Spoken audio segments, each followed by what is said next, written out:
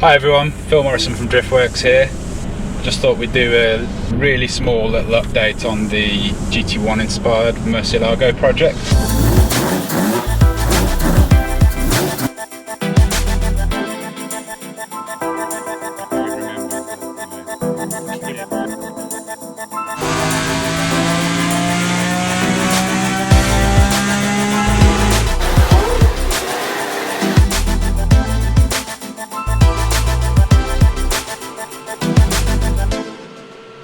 So in the big update we did at Christmas that you may have seen, we talked about what we was going to do with the rear quarters, the rear arches, and extending them ever so slightly. So that's what we're going to get stuck into this week. And I'm just on my way to Driftworks now to grab a set of spacers to stick on the lathe just quickly so that we can simulate the wheel offset that I want with the ADV ones. I think we're looking at maybe a 25mm more negative offset, pumping the wheels out another 25mm to what they were before.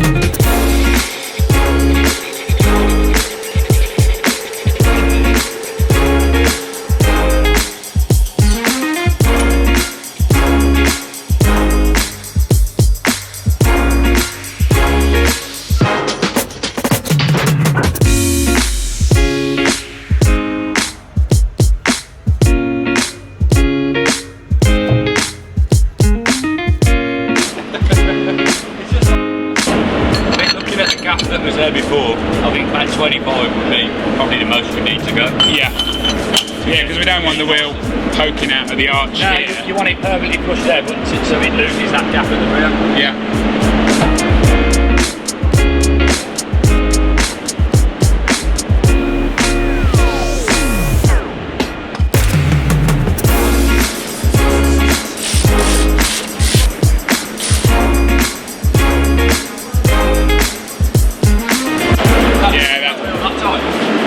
They're tightish, yeah. They've got only got 2 nuts on them, but need to put the tyre back up and drop it down. Yeah, well, if you put a bit of wood underneath it, that'll simulate the tyre for now, and then we can see which one looks best. Yeah, well, that's fine, probably. Yeah, this is probably going to hit this side. It's probably too much spacer.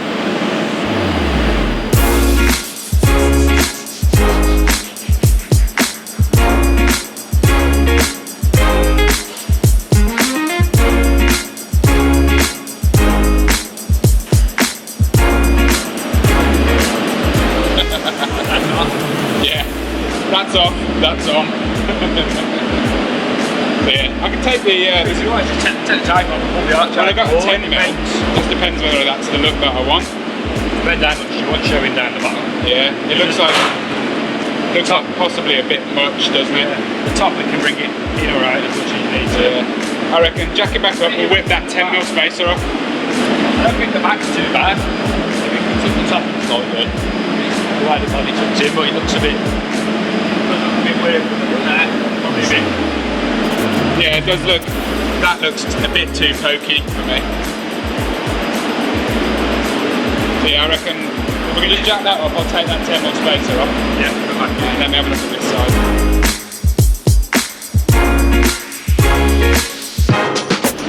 See, does that look better? Tucked in, I like that.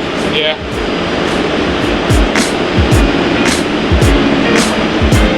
Well, you took the 10mm off that probably gives it spot on. So they're not far off the same. Similar in a bit. Yeah. Yeah, let's whip the spacer off, one of the spacers off this side.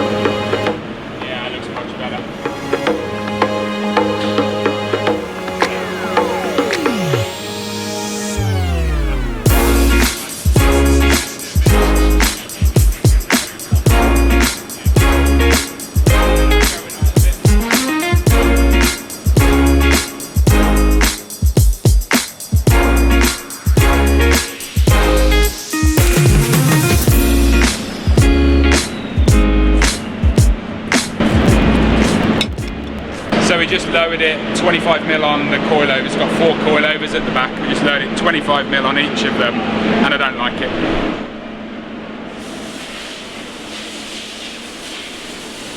It's tucking too much basically. So this, to get the ride height at the back correct, the tyres just too big. These are absolutely huge. They're 345 30/20s. We're going to basically just jack it up now to get to the point where I like the shape of the arch. So it definitely needs, like, this front edge needs to come out a little bit further there. It's a bit tight there. It needs a little bit more in the centre, and the back still needs building out, I think, doesn't it? So what would be your plan to sort of decrease the gap at the back there? Extend the arch closer to the centre of the hub. Yeah. And then taper the arch line back in, just so it looks and follows the shape of the car, right? Yeah. I should probably take one of these wheels off and put it next to a standard wheel just to demonstrate how tall this total height is with this massive tyre on compared to the standard wheel. But yeah, I think the arches externally look good. This is with, we reckon, probably 20-25 mil clear. I think they look really good. I think you probably wouldn't be able to tell that anything's done once that's all finished, carbon fibre underneath and then finished and painted. But yeah, I think we've got a bit of work to do on the shape of the arch here, reducing the gap at the back, and I think I need to get some smaller wheels and tyres. Here's a demonstration of the difference between the standard tyre size and what I've been running. It's quite considerable.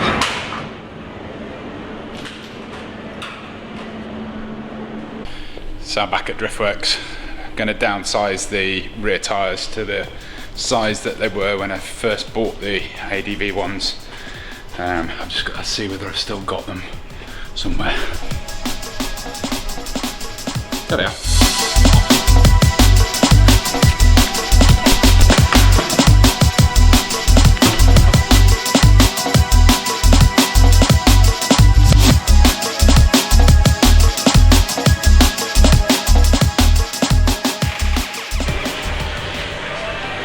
With the ADV ones back on, with the 345 25/20 on there.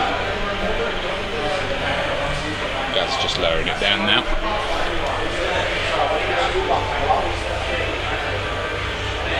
Bit more. Oh, there we go. Let's go in. That's off. Okay.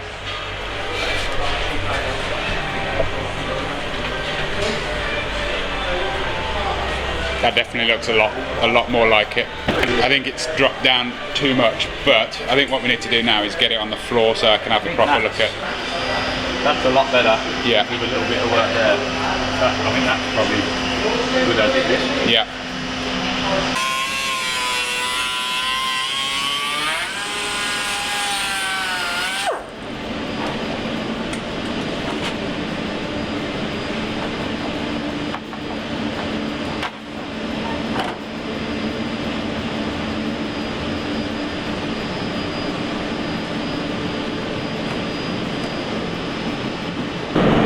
So that's that rear deck lid, and you're working on the slots at the moment for the big wing mounts. Looks alright there, doesn't it? Yeah. Yeah. Well. What are you doing with the front end? What are we doing? We've got to put a new support in all the way along to run the catch for the engine cover. Oh yeah, yeah. So it's got to have the latch belt bolted to it. Yeah. And mount the back of the lid as well. Yeah. This is just for mocking up at the moment. It's a fiberglass version, and Fibre Factory are going to make us a proper rigid carbon fibre version. We're just using this to basically work out where the slots need to be in these mounts that Gaz is talking about.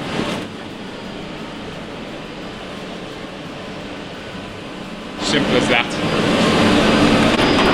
So this is the cut that I'm sure everybody's horrified about on the rear quarters, but I did say it was going to be relatively subtle, and I think you'll agree with me. You can probably visualise it there. It's not going to be mad. It's not going to offend too many people, and most people won't even notice that there's a difference. It'll basically be a tiny bit out there, but yeah, it's kind of the look that I'm looking for. Ride height and tyre gap looks great. Still some work to do at the back here with how we're going to sort of close that up a little bit, but yeah, it's looking pretty strong. And on this side you can see Gaz has started taping it off. This is basically for us to be able to work out the line that we want on this, the rear part of it here. And the idea is that what you see here is going to be roughly replicated on the back part here and filled in. We're thinking about possibly dropping the bumper down a little bit more vertically there as well, just to close that up a bit, because I really like that sort of wraparound piece there, which is replicated on the front side skirt piece as well. But yeah, this is all a bit temporary at the moment because stuff's wedged in place, so this will actually tilt out a little bit more than this. That will be radiused properly, but yeah, it gives us an idea of where we're going to be, where it's going to be sitting. And this is basically the ADV1s that were on it before. It's the exact same wheel with the old tyres, the tyres that I had when I first put them on the car, but with a 30mm spacer now to simulate the offset that I'm going to actually go for. And I might go for 19s instead of the 20s. I haven't quite decided yet. Struggling with ideas for wheels at the moment because they're so massive. Yeah, that's about it for this little update, I guess. Just been back and forth from Driftworks to TJR Bodyworks to trial all the different wheels and tyre sizes, and yeah, I'm really happy with where it's ended up. What's happening now is that Gaz will basically he'll tape that up and start looking at the carbon fibre from the back, and then filling in with carbon fibre from the front, and then the more fine workings. But yeah, progress, it's all good. 2020 progress. So yeah, stay tuned, make sure you're subscribed, and check out my Instagram, Phil Morrison DW. A lot of this stuff ends up there before it goes on a YouTube video. But yeah, thanks for watching, and we'll see you next time. At Driftworks, we've helped over 50,000 happy customers since 2004.